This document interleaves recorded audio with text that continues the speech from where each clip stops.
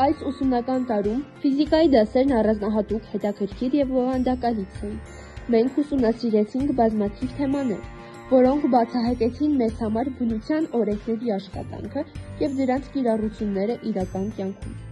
Ուսումնասիրությունը սկսեցինք մեխանիկայից։ Սովորեցինք մեքենաների և դրանց տեսակների մասին, տեղեկանալով, որ լինում են 3 հիմնական տիպեր՝ էներգետիկ, կառավարման և տեղեկատվական։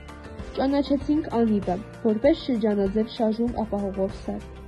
Ծանոթացանք դրա ստեղծման պատմությանը։ Այս բաժնում նաև իմացանք էներգիայի և իմպուլսի պահպանման օրենքների մասին։ Այնուհետև անցանք էլեկտրադինամիկային։ Սովորեցինք, որ այն ֆիզիկայի բաժին է, որն ուսումնասիրում է լիցքերի փոխազդեցություններն ու շարժման օրենքները։ Իմացանք էլեկտրամագնիսական և ստատիկ մագնիսական դաշտերի, ինչպես նաև մագնիսի հատկությունների մասին։ Սովորեցինք այնպիսի կարևոր երևույթների մասին, ինչպիսիք են էլեկտրամագնիսական մագածումը, ամպերի օրենքը, Լորենցի ուժը և մագնիսական ինդուկցիան։ Ուսումնասիրեցինք նաև նշանավոր ֆիզիկոսների Նիկոլա Տեսլայի, Հենրիկ Լորենցի, Վիլհելմ Էդուարդ Վեբերի, Ջոզեֆ Հենրիի և այլոց կյանքն ու աշխատանքը։ Բացահայտեցինք, որ մագնիսական հոսքը սկայլար մեծություն է և ուսումնասիրեցինք ինդուկցիայի երևույթը, որի շնորհիվ մագնիսական դաշտի փոփոխության հետևանքով կարող է առաջանալ էլեկտրական հոսանք։ Հետագայում անդրադարձանք տատանումներին և տատանողական շարժմանը, որն ինքն իրեն կրկնվող շարժում է։